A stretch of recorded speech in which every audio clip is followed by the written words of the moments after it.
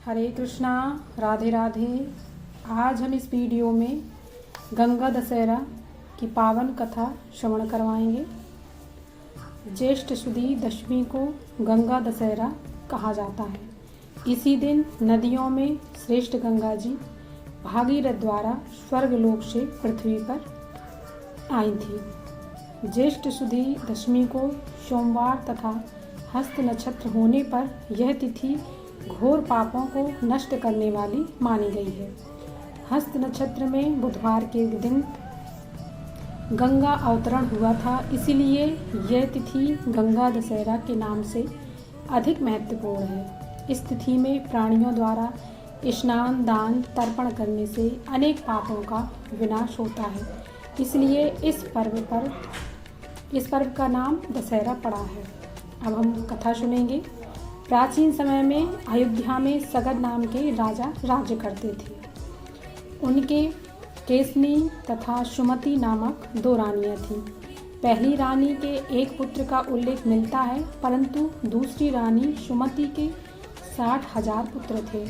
एक बार जब राजा सगर अश्वमेध यज्ञ कर रहे थे, उसी समय यज्ञ पूर्ति के लिए एक घोड़ा छोड़ा।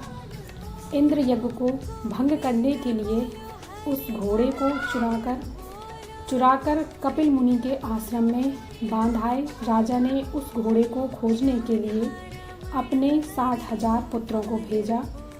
घोड़े को खोजते खोजते वे कपिल मुनि के आश्रम में पहुँचे तो उन्होंने यज्ञ के घोड़े को वहाँ बंधा पाया।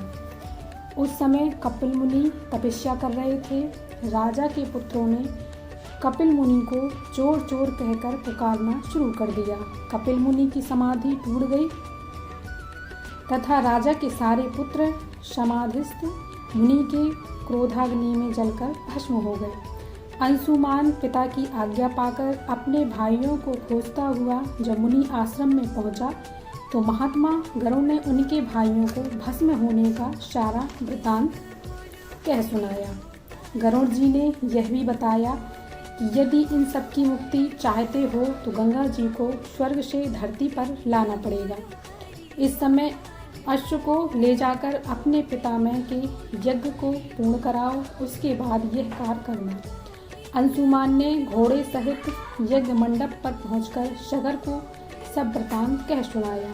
महाराज सगर की मृत्यु के उपरांत अंशुमान और उसके पुत्र दिलीप द्वारा तपस्या करके भी गंगा जी को मृत्यु लोक में न ला सके।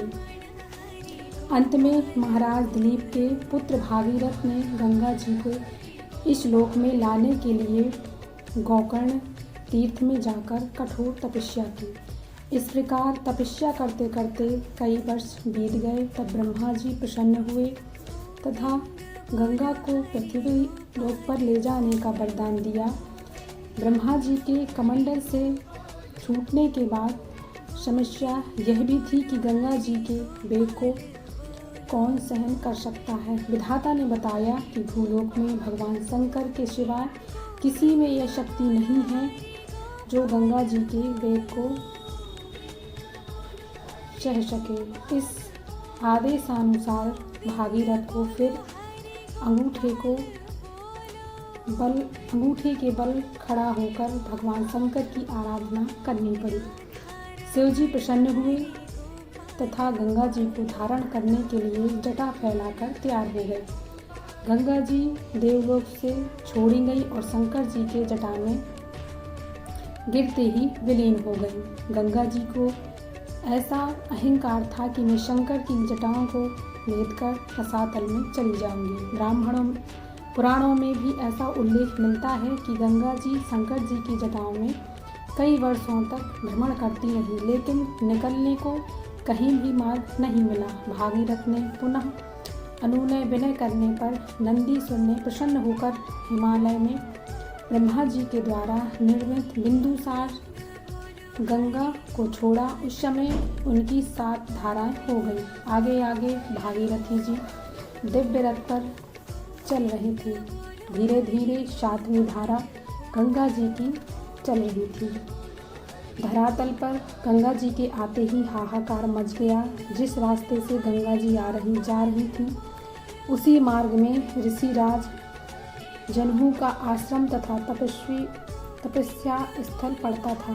तपस्या आदि में विघ्न समझकर वे गंगा जी को पी गए। फिर देवताओं की प्रार्थना करने पर उन्हें पुनः चैन से निकाल दिया।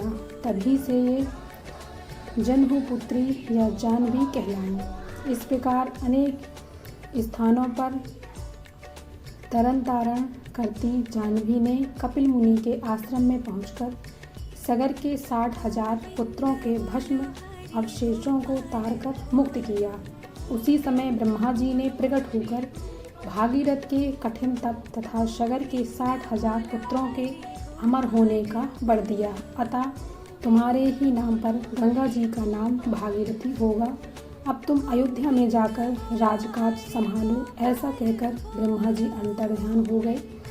इस वरदान के मिलने से भागीरथ को पुत्र रत्न प्राप्त हुआ तथा वह सुखपूर्वक राज्य भोग कर उन्होंने परलोक गमन किया। जय जय श्री राधे।